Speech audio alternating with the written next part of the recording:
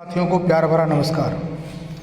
आइए शिक्षा जगत से जुड़े आज महत्वपूर्ण समाचार पर नज़र डालते हैं जिसने पूरे देश को झकझोर दिया है। जमुई चकाई प्रखंड के उत्क्रमित उच्च विद्यालय बसंतपुर का मामला। रंगदारी नहीं देने पर अपराधियों ने शिक्षकों को पीटा, बंद रहे स्कूल।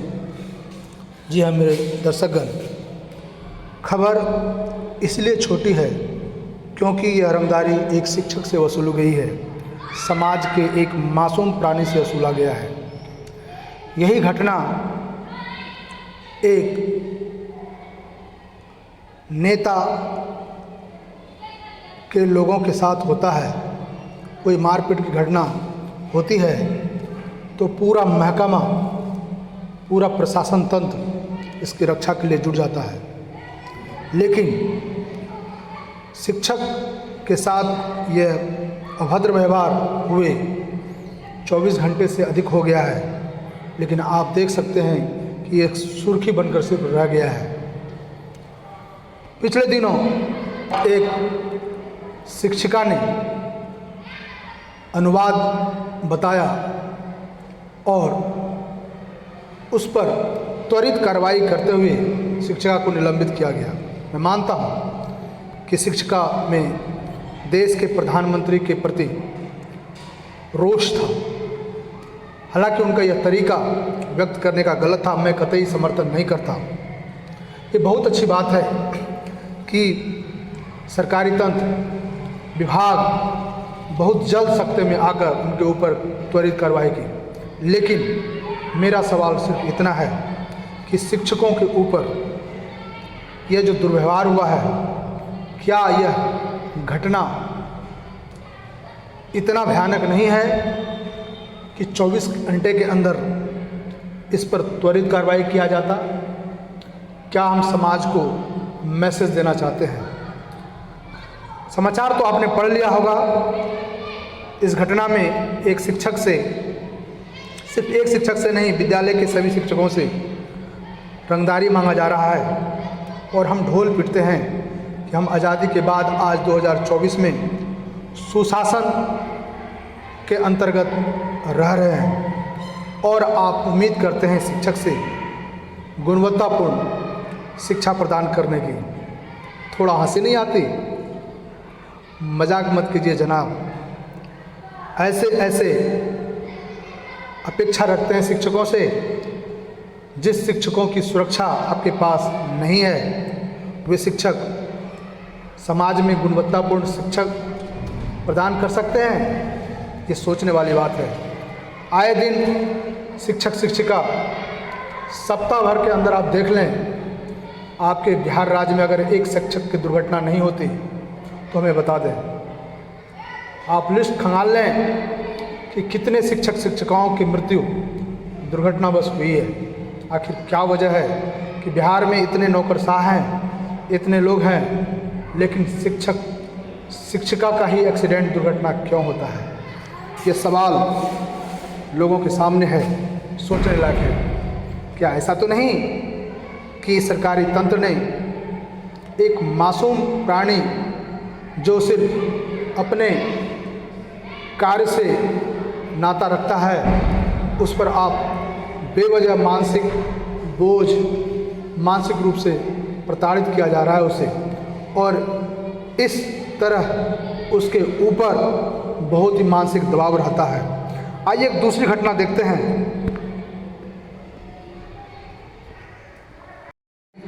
दूसरी घटना पर नज़र डालते हैं।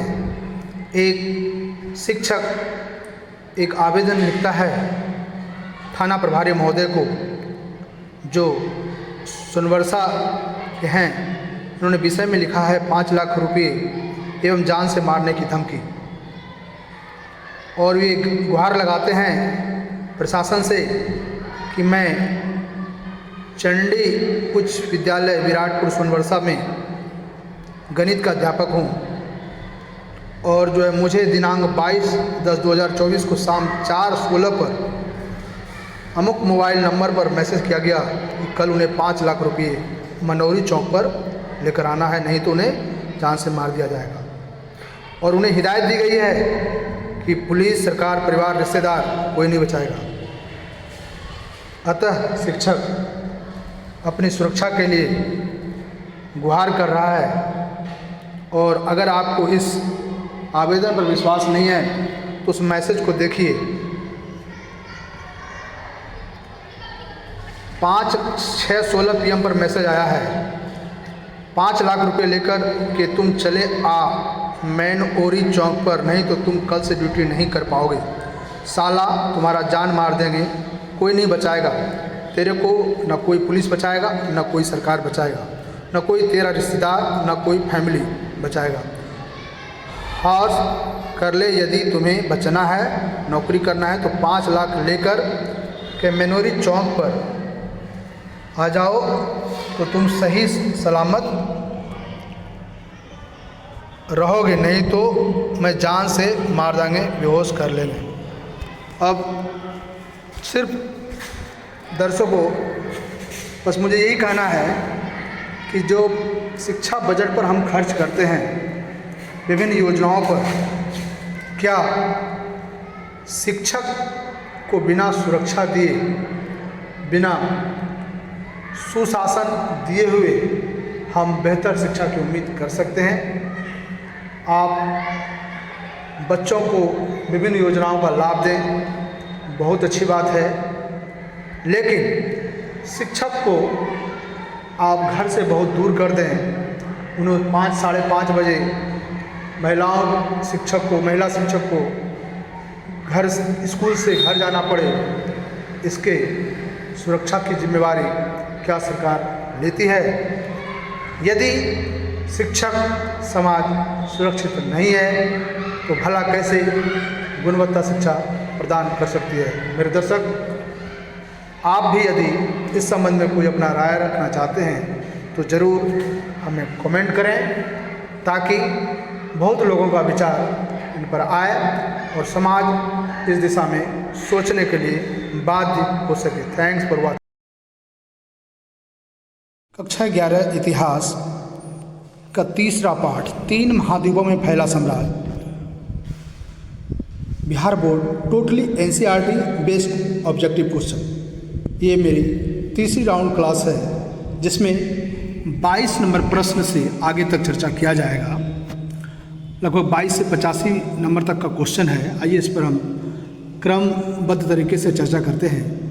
इससे पहले लगभग 2 क्लास की चर्चा हो चुकी है, जिसका वीडियो और PDF मैंने आपको दिया हुआ है। यदि आपको अभी भी PDF या वीडियो नहीं मिला है तो आप मेरे इस नंबर पर कॉल करें या व्हाट्सएप करें, आपको मिल जाएगा। आइए चर्चा करते हैं।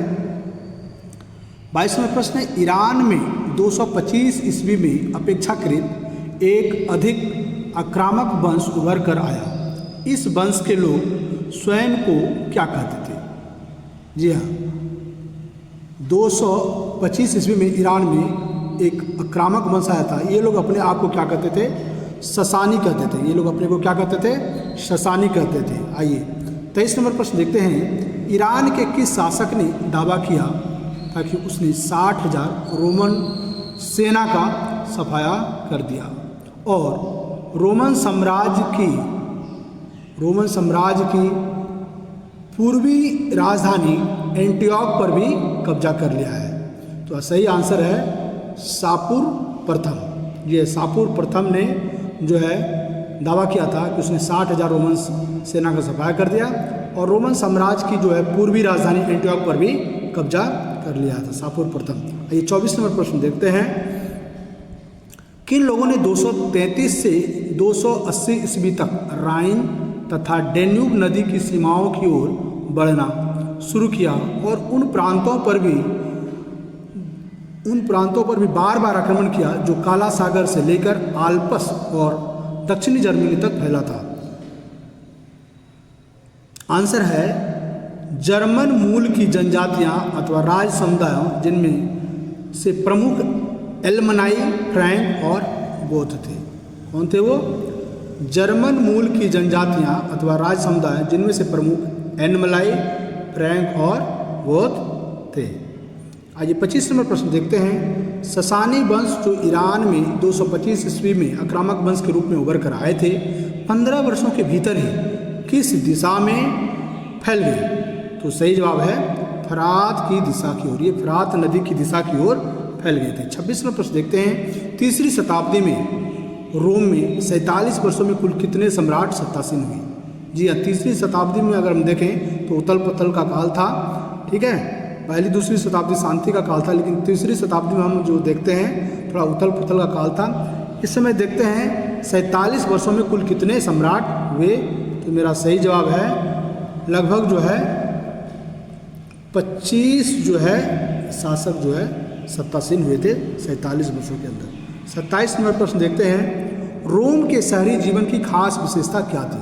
रोम के शहरी जीवन की खास विशेषता क्या थी?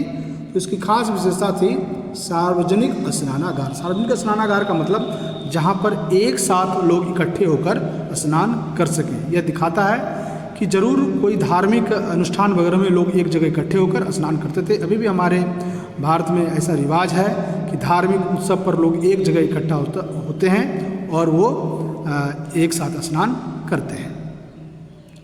आइए देखते हैं 28वां प्रश्न।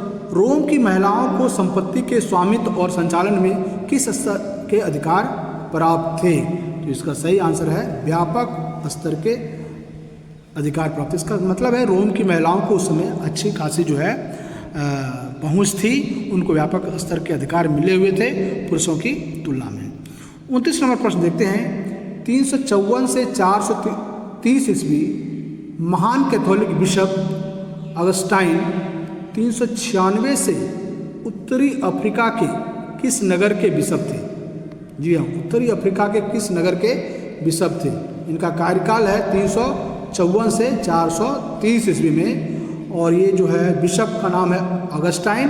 इन्होंने जो 396 से उत्तरी अफ्रीका के किस नगर के बिशप थे? ये बिशप बहुत इंपॉर्टेंट थे, बहुत शक्तिशाली थे, इसलिए प्रश्न है।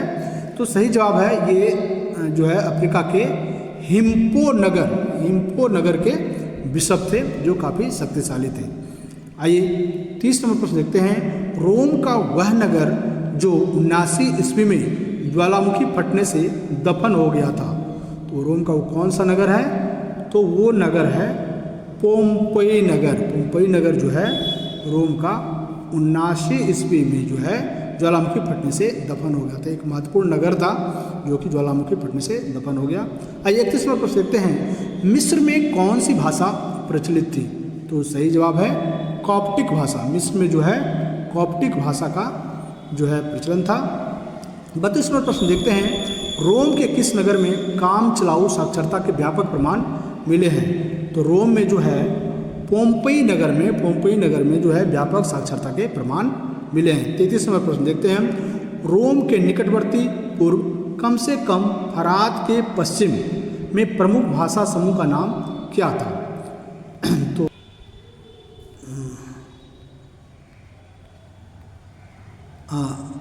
सही आंसर है अरामाइक जो है सही आंसर है। 34वां प्रश्न। उत्तरी अफ्रीका में कौन सी भाषा प्रचलित थी? उत्तरी अफ्रीका में कौन सी भाषा प्रचलित थी? तो सही आंसर है प्यूनिक तथा बराबर। प्यूनिक और बराबर जो भाषा जो है ये उत्तरी अफ्रीका में प्रचलित थी। आइए प्रश्न देखते हैं। स्पेन तथा उत्तर पश्चिम में कौन सी भाषा बोली जाती थी? स्पेन तथा उत्तर पश्चिम में, तो सही जवाब है केल्टिक भाषा जो है स्पेन तथा उत्तर पश्चिम में बोली जाती थी। 36वां प्रश्न देखिए। रोमन साम्राज्य में किन वस्तुओं का व्यापार होता था? तो सही जवाब है, इंपॉर्टेंट क्वेश्चन भी। रोमन साम्राज्य में जो है गेहूं, अंगूरी शराब तथा जैतून का तेल, तो ये जो है खास कर जैतून जो है बहुत इंपॉर्टेंट है।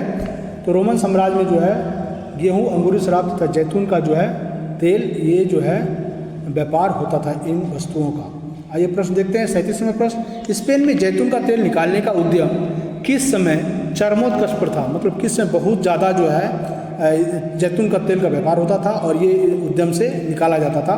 तो सही आंसर है 144 से 160 ईस्वी के वर्षों में जो है स्पेन में जैतून का तेल बड़े पैमाने पर निकाला जाता था। आइए 38 नंबर प्रश्न देखते हैं। ड्रेसल किसे कहते हैं, क्या है, वेरी वेरी इंपॉर्टेंट क्वेश्चन है ड्रेसल 20। तो आप इसको एग्ज़ाम के लिए तैयार कर लेंगे, ठीक है, ऑब्जेक्टिव के लिए भी और जो है एक से ज़्यादा नंबर के लिए भी इसको आप तैयार कर लेंगे। तो आइए बताते हैं इसके बारे में। स्पेन में उत्पादित जैतून का तेल मुख्य रूप से जिस कंटेनर में ले जाया जाता था उसे ड्रेसल 20 कहा जाता था। तो ड्रेसल 20 क्या था, स्पेन में उत्पादित जैतून का तेल मुख्य रूप से जिस कंटेनर में ले जाया जाता था, जिस बर्तन में ले जाया जाता था उसे ड्रेसल 20 कहा जाता था। 39 नंबर प्रश्न देखते हैं, 39 नंबर क्वेश्चन। ड्रेसल 20 किस पुरातत्वविद के नाम पर आधारित है? ड्रेसल 20 किस पुरातत्वविद के नाम पर आधारित है? तो सही जवाब है हेनरिक ड्रेसल नामक पुरातत्वविद के नाम पर जो है ये ड्रेसल 20 आधारित है। 40 नंबर प्रश्न देखते हैं, रोमन साम्राज्य में सबसे बढ़िया शराब कहाँ से आते थे? सबसे बढ़िया उच्च किस्म की शराब जो है कहाँ से आते थे रोमन में? तो सही जवाब है रोमन साम्राज्य में सबसे बढ़िया किस्म की जो है अंगूरी शराब कैंपेनिया से आती थी। कहाँ से आती थी? कैंपेनिया से आती थी, ठीक है। आइए अगला देखते हैं 41 नंबर प्रश्न। रोम को गेहूँ कौन निर्यात करता था? तो रोम को गेहूँ निर्यात करने वाला जो क्षेत्र था वो था सिसिली और बाइजेकियम। सिसिली और बाइजेकियम से जो है गेहूँ आता था कहाँ? रोम में। आइए अगला प्रश्न देखते हैं 42 नंबर प्रश्न। रोमन साम्राज्य के अंतर्गत कौन से क्षेत्र असाधारण उर्वरता के लिए जाने जाते थे? असाधारण उर्वरता मतलब जहाँ की जमीन काफ़ी उपजाऊ थी रोमन साम्राज्य में, कौन सा जगह था? तो हमारा सही आंसर जो है वो है इटली में कैंपेनिया, सिसिली, मिस्र में फयूम, गैलीली, बाइजेकियम, दक्षिणी गौल जिसे गैलिया नाबोनेसस कहते थे, तथा दक्षिण स्पेन में बाएटिका। ये सारे क्षेत्र थे जो काफ़ी उर्वर भूमि थी, यहाँ पर जो बड़े पैमाने पर जो है खेती वगैरह होती थी। अगला प्रश्न देखते हैं 43 नंबर। रोमन साम्राज्य के प्रमुख लेखकों के नाम क्या थे? तो स्ट्रैबो और प्लिनी जो है ये प्रमुख लेखक थे। इसके अतिरिक्त भी अन्य लेखक और इतिहासकार की हम चर्चा करेंगे, लेकिन स्ट्रैबो और प्लिनी जो है रोमन साम्राज्य के प्रमुख लेखक थे। किस रोमन इतिहासकार ने लिखा प्रदेशवासियों ने जमीन के एक एक इंच टुकड़े पर किस जो है रोमवासियों ने लिखा था कि जमीन के एक एक इंच टुकड़े पर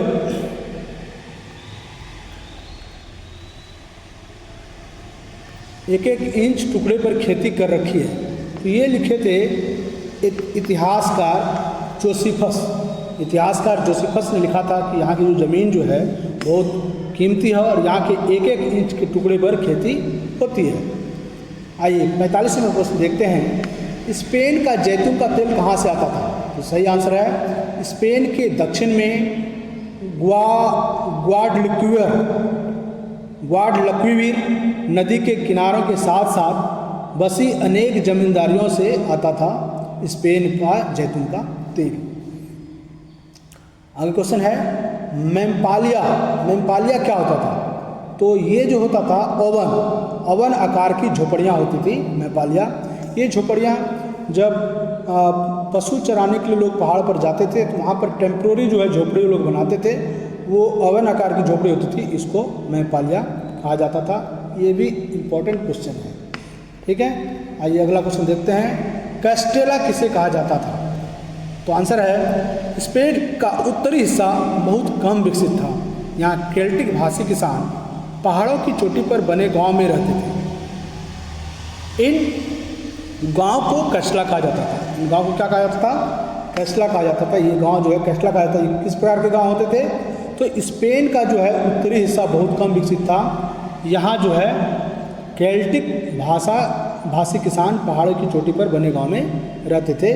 ये गांव क्या कहलाते थे? कैस्टला कहलाते थे। 48 नंबर प्रश्न देखते हैं। स्पेन की सोने और चांदी की खानों में पहली और दूसरी शताब्दी में किस तकनीक से खुदाई की जाती थी? तो सही जवाब है जल शक्ति। उस समय जल शक्ति प्रचलित थी। पहली, दूसरी, तीसरी शताब्दी में बहुत ही महत्वपूर्ण बात है कि उसमें जो है जल शक्ति का प्रयोग किया जाता था खान से जो है सोना निकालने के लिए।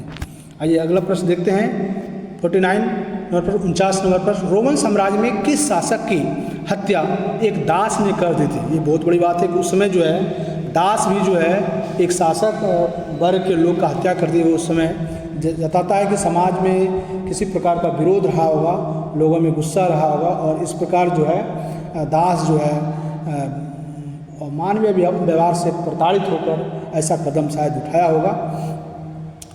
और आगे आप जानेंगे कि दास प्रथा कितनी अमानवीय थी, इसके ऊपर क्या क्या अत्याचार किए जाते थे, तभी ये जान पाएंगे कि क्यों आखिर दास जो है एकत्रित होकर विरोध किए होंगे या फिर उन्होंने ऐसा क्यों कदम उठाया होगा। तो आइए क्वेश्चन है कि रोमन साम्राज्य में किस शासक की हत्या एक दास ने कर दी? तो सही आंसर है मेरा लुसियस पोडेनियस सेकेंड। लुसियस पोडेनियस सेकेंड जो है इसकी हत्या जो है एक दास ने कर दी थी। आइए 50 नंबर क्वेश्चन देखते हैं, किसके शासनकाल में एक दास ने लुसियस पोडेनियस सेकेंड की हत्या? लुसियस पोडेनियस सेकेंड की जो हत्या की थी वो किसके शासनकाल में की थी? तो जवाब है नीरो। नीरो के शासनकाल में एक दास ने एक शासक की हत्या कर दी थी। आइए 51 नंबर प्रश्न देखते हैं, रोमन साम्राज्य में कामगारों के निरीक्षण के लिए 10-10 श्रमिक के समूह बनाने की सिफारिश किसने की थी? तो सही आंसर है कोलुमेला। कोलुमेला एक जो है स्पेन के दक्षिण भाग से आए हुए एक विद्वान थे, कवि थे, जिन्होंने जो है इनके बारे में लिखा है। आइए 52 नंबर प्रश्न देखते हैं, फ्रैंकिनसेंस क्या था? तो सही जवाब है एक यूरोपीय नाम जो वास्तव में सुगंधित राल है। इसका उपयोग धूप, अगरबत्ती और इत्र बनाने के लिए किया जाता था। फ्रैंकिनसेंस क्या था? एक यूरोपीय नाम है ये जो वास्तव में सुगंधित राल है। इसका उपयोग धूप, अगरबत्ती और इत्र मतलब सेंट बनाने के लिए किया जाता था, खुशबूदार पदार्थ बनाने में किया जाता था। अगला प्रश्न है, फ्रैंकिनसेंस किस पेड़ से प्राप्त किया जाता था? ये सुगंधित चीज़ जो है, जो यूरोपीय नाम है, किस पेड़ से प्राप्त किया जाता था? तो सही आंसर है ये जो है बोसवेलिया नामक पेड़ से प्राप्त किया जाता फ्रैंकिनसेंस। आइए अगला प्रश्न देखते हैं, फ्रैंकिनसेंस की सबसे उत्कृष्ट किस्म की राल कहाँ से आती थी? सबसे बढ़िया किस्म की जो है राल फ्रैंकिनसेंस की कहाँ से आती थी? तो वो आती थी अरब प्रायद्वीप से।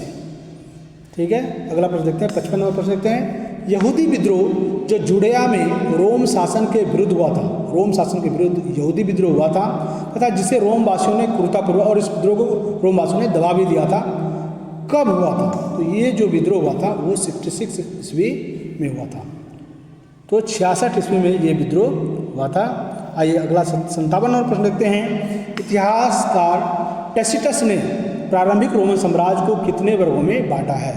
तो सही आंसर है सेनेटर, अश्वारोही जिसको इक्वाइटस भी या नाइट्स बोला जाता है, तीसरा है जनता का सामान्य वर्ग, उसके बाद फूहड़ निम्नतर वर्ग यानी कमीनकारू, और जो है उसको प्लेस सोडिडा कमीनकारू प्लेब्स सोडिडा, और अंतिम जो वर्ग है, अंतिम जो वर्ग है समाज का वो दास था। ये इतिहासकार टैसिटस के द्वारा ये जो है उल्लिखित है। आइए अगला हम देखते हैं, रोमन साम्राज्य का परवर्ती काल कब से शुरू होता है? तो सही आंसर है 4वीं शताब्दी से प्रारंभिक भाग में कॉन्स्टेंटाइन प्रथम के शासन काल से जो है रोमन साम्राज्य का जो है परिवर्ती काल शुरू होता था। आइए 59 नंबर क्वेश्चन देखते हैं, रोमन साम्राज्य के किस काल में टैसिटस द्वारा उल्लिखित दो समूह सीनेटर और नाइट या अश्वारोही एकीकृत होकर एक विस्तृत अभिजात वर्ग बन चुके थे? तो आंसर है रोमन साम्राज्य के परिवर्ती काल में। रोमन साम्राज्य के जो है परिवर्ती काल में जो है हम देखते हैं कि टैसिटस द्वारा जो उल्लिखित दो समूह थे, एक सीनेटर और एक नाइट या अश्वारोही, ये जो है परवर्ती काल में एकीकृत हो गए थे, एक हो गए थे और एक ये दोनों मिलकर एक अभिजात वर्ग बना चुके थे। आइए अगला प्रश्न देखते हैं, ह्यूमिलियोरिस किसे कहा जाता था?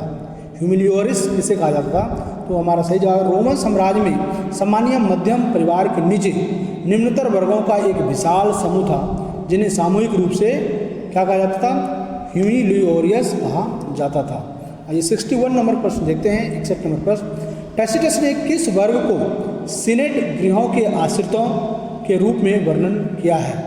अर्थात मुख्य रूप से सरकारी सेवा और राज्य पर निर्भरता थी उस ग्रुप की। वो कौन सा ग्रुप है? तो सही जवाब है सामान्य मध्यम वर्ग। ये जो सामान्य मध्यम वर्ग था ये मुख्य रूप से जो है राज्य पर निर्भर रहते थे, सरकारी कामों के लिए निर्भर रहते थे।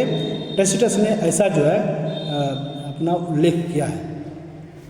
62 नंबर प्रश्न देखते हैं। 5वीं शताब्दी का एक इतिहासकार जो एक राजदूत भी था, जिसने लिखा रोम नगर में रहने वाले कुलीन परिवारों को उनकी संपदाओं से वार्षिक आय 4000 पाउंड सोने के बराबर होती थी। इसमें वो उपज शामिल नहीं था जिसका उपयोग वो सीधे कर लेते थे।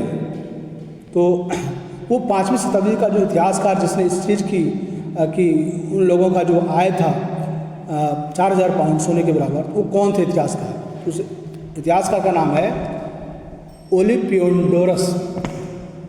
ओलिम्पियोडोरस जो है ये इतिहासकार थे, जिन्होंने जो है एक राजदूत भी थे। इन्होंने लिखा रोम नगर में रहने वाले कुलीन परिवार में जो आय है वो 4000 पाउंड सोने के बराबर है। 63 नंबर प्रश्न देखते हैं। रोमन साम्राज्य में प्रचलित चांदी के सिक्के कब तक प्रचलित रहे? तो रोमन साम्राज्य में चांदी के सिक्के जो चले वो प्रथम 3 शताब्दी, शुरू के 3 शताब्दी में प्रचलित रहे। आइए 64 नंबर प्रश्न देखते हैं। परवर्ती रोमन साम्राज्य में चांदी के सिक्के का प्रचलन बंद क्यों हुआ? तो स्वाभाविक है, चांदी जब आना बंद हुआ होगा, चांदी की जब कमी हुई होगी, तब जो है चांदी के सिक्के चलने बंद हुए होंगे। और आंसर वही है क्योंकि स्पेन के खानों से चांदी मिलना बंद हो गया था, ये वजह है। आइए 65 नंबर प्रश्न देखते हैं हम लोग। परवर्ती काल में कॉन्स्टेंटाइन ने किस धातु पर आधारित सिक्के जारी किए? तो कॉन्स्टेंटाइन ने सोने पर आधारित सिक्के जारी किए। ठीक है, तो आइए अगला प्रश्न देखते हैं कि रोमन कानून की एक प्रबल परंपरा का उद्भव कब से हुआ? रोमन में जो है कानून की एक जो है परंपरा चली, वो भी मजबूत, जिसमें राजा न्यायपालिका पर नियंत्रण किया जा सके। तो ये जो शुरुआत होता है हम देखते हैं 4वीं शताब्दी के प्रारंभ में शुरुआत होता है। आइए अगला महत्वपूर्ण प्रश्न देखते हैं। इस्लाम का उदय कब हुआ? तो सही जवाब है इस्लाम का उदय जो है 7वीं शताब्दी में। ये जीके के लिए बहुत इंपॉर्टेंट है। इस्लाम का उदय 7वीं शताब्दी में माना जाता है। आइए 68 नंबर पर देखते हैं। रोमन साम्राज्य के सामाजिक ढांचे में महत्वपूर्ण परिवर्तन किस सम्राट के काल से शुरू हुआ? रोमन साम्राज्य के सामाजिक ढांचे में इम्पोर्टेंट जो है चेंजेस कब देखने को मिलता है, किसके शासनकाल में? तो वो शासनकाल है जो है वो डायोक्लिशियन का शासनकाल है 284 से 350 ईस्वी के समय होता है, जहाँ पर हम देखते हैं सामाजिक ढांचे में जो है परिवर्तन देखने को मिलता है।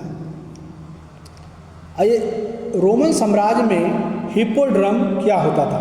तो हिप्पोड्रम जो होता था रोमन साम्राज्य में वो घुड़दौड़ का मैदान होता था। उस समय बहुत ही मनोरंजन का साधन था, लोग घोड़े का रेस देखते थे। ठीक है, तो वो रोमन साम्राज्य में जो घोड़े के दौड़ चूँकि बार बार होते थे, इसलिए उस जगह का भी नाम जो है था हिप्पोड्रम, जहाँ पर घोड़े रेस करते थे, आपस में लड़ते थे। आइए 70 नंबर क्वेश्चन। रोमन साम्राज्य के द्वितीय श्रेणी के परिवारों का आय कितना था? तो प्रथम श्रेणी के आय जो है कुलीन परिवार का आय की मैंने चर्चा की थी 4000 जो है पाउंड सोने के बराबर में। यहाँ पर हम जो है द्वितीय श्रेणी के परिवार की आय चर्चा हम देखते हैं, इसमें जो है 1000 अथवा 1500 पाउंड सोने के बराबर जो है रोमन साम्राज्य में द्वितीय श्रेणी के परिवारों का आय है। 71 number question, 71 number question. Constantine द्वारा बनाए गए शुद्ध सोने के सिक्के जो 4.5 ग्राम का होता था, उसे क्या नाम दिया गया? तो सही जवाब है सॉलिडस। ये जो है शुद्ध सोने के सिक्के होते थे जो 4.5 ग्राम जो है सोना इसमें होता था, और इनको जो है नाम दिया गया सॉलिडस। और किनके द्वारा चलाए गए? कॉन्स्टेंटाइन के द्वारा ये सिक्के चलाए गए थे। बहुत इंपॉर्टेंट नाम भी आपको याद रखना पड़ेगा। आइए देखते हैं 72 नंबर प्रश्न। संस्कृति एकात्म का क्या अर्थ है? तो संस्कृति विकास का अर्थ है, संस्कृति एकास का अर्थ है विविधता की कमी और आंतरिक एकरूपता। संस्कृति विकास नहीं होगा, सांस्कृतिक एकास का अर्थ है विविधता का कमी। कहने का मतलब कि वहाँ पर डाइवर्सिटी नहीं थी, ठीक है, और आंतरिक एकरूपता थी। तो यही कहलाता है संस्कृति एकात्म। आइए 73वां प्रश्न देखते हैं।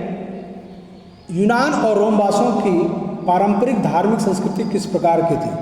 यूनान और रोम वासियों की पारंपरिक और धार्मिक संस्कृति किस प्रकार की थी? तो वो थी बहुदेववादी। बहुदेववादी को क्या बोलते हैं? पॉलीथिज्म। पॉलीथिज्म बहुदेववादी, जो एक से ज़्यादा देवों, भगवान ईश्वर की जो है मान्यता या प्रचलन, इसको हम बोलते हैं बहुदेववादी। तो उस समय जो हम देखते हैं यूनान और रोम वासियों की जो है धार्मिक संस्कृति की जो परंपरा थी वो बहुदेववादी रही थी। आइए 74 नंबर क्वेश्चन हम देखते हैं। रोमन साम्राज्य का एक अन्य बड़ा धर्म क्या था? बहुदेववादी तो थे ही, लेकिन एक अन्य बड़े धर्म का प्रचलन था, वो था यहूदी धर्म, जिसको जुडाइज्म बोलते हैं। आइए अगला प्रश्न देखते हैं 75 नंबर। रोम साम्राज्य का ईसाईकरण एक क्रमिक एवं जटिल प्रक्रिया के रूप में कब हुआ? रोम साम्राज्य का ईसाईकरण मतलब क्रिश्चियन का प्रसार करना, लोगों को ईसाई धर्म अपनाने के लिए प्रयास करना, और ये 4वीं शताब्दी या 5वीं शताब्दी में ये प्रक्रिया शुरू हुई थी, और एक धीरे धीरे लगातार और एक जटिल प्रक्रिया थी, इसको अंजाम दिया गया था 4वीं या 5वीं शताब्दी में। आइए 76 नंबर प्रश्न देखते हैं। 540 के दशक में लगभग संपूर्ण भूमध्यसागरीय प्रदेश किस रोग से ग्रसित हो गया? तो सही जवाब है वो रोग था प्लेग। इस जो है बीमारी से 540 के दशक में यानी 6वीं शताब्दी में लोग जो है संपूर्ण भूमध्य सागरीय प्रदेश जो है इससे ग्रसित हो गए थे। आइए 77 नंबर प्रश्न देखते हैं। किस दशक में पश्चिम का रोमन साम्राज्य राजनीतिक दृष्टि से विखंडित हो गया? तो सही जवाब है 540 के दशक में यानी 6वीं शताब्दी में। आइए 78 नंबर प्रश्न देखते हैं। किस मूल के आक्रमणकारियों ने 540 के दशक में पश्चिम में रोमन साम्राज्य को राजनीतिक रूप से विखंडित कर दिया? राजनीतिक रूप से उसको विखंडित किया, तोड़ दिया। तो ये किस मूल के थे? ये थे जर्मन मूल के, जिन्होंने जो है तोड़ दिया था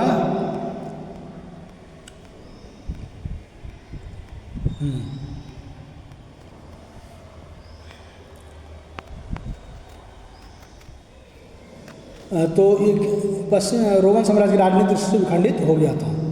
और किस मूल के आक्रमणकारियों ने 540 के दशक में पश्चिम रोमन साम्राज्य को राजनीतिक रूप से विखंडित कर दिया था? तो ये जर्मन मूल के थे। आइए अगला प्रश्न देखते हैं। 79 नंबर प्रश्न देखते हैं। उत्तर से आने वाले जर्मन मूल के समूह में कौन कौन शामिल थे? तो ये थे गोथ, वेंडल, लोम्बार्ड आदि। गोथ, वेंडल, लोम्बार्ड आदि जो है उत्तर से आने वाले जर्मन मूल के समूह थे, जिन्होंने जो है आक्रमण किया था। 80 नंबर प्रश्न देखते हैं। 6वीं शताब्दी में जर्मन मूल के समूह गोथ, वेंडल, लोम्बार्ड के द्वारा सभी बड़े प्रांत को अपने कब्जे में ले लिया था। इन्हें किस प्रकार का राज्य कहा जा सकता था? तो ये राज्य थे रोमोत्तर राज्य। ये राज्य थे रोमोत्तर राज्य। आइए अगला प्रश्न देखते हैं। 81 नंबर प्रश्न। प्रमुख रोमोत्तर राज्य कौन कौन से थे? तो सही जवाब है स्पेन में विसिगोथों, गॉल फ्रैंको का राज्य जो 511 से 687 ईस्वी का था। इटली में लोम्बार्ड जो 568 से 774 ईस्वी का था।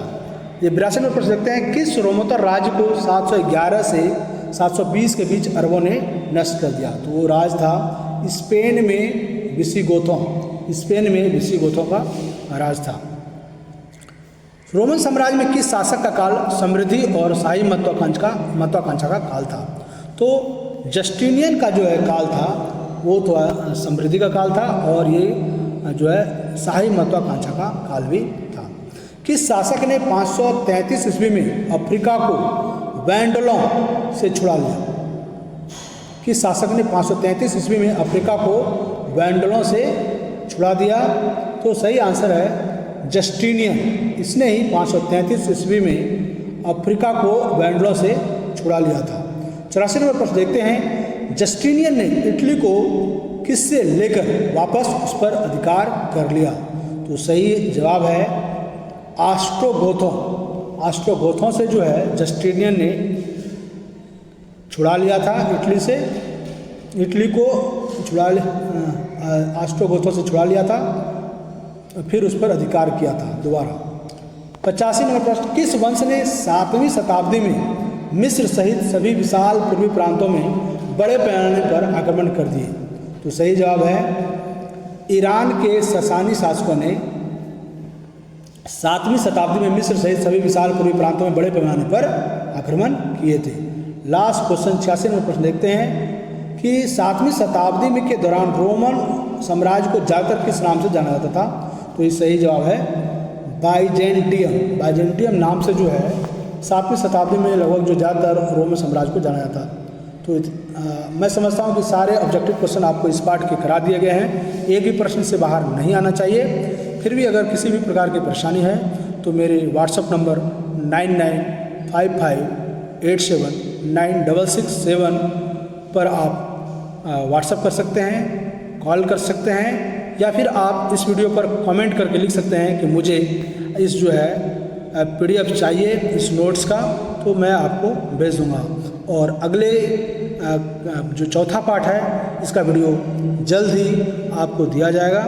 आप ज़रूर से मेरा वीडियो देखते रहें ताकि आपको जो है बाकी के जो है मटेरियल्स आपको ससमय मिलता रहे। Thanks for watching.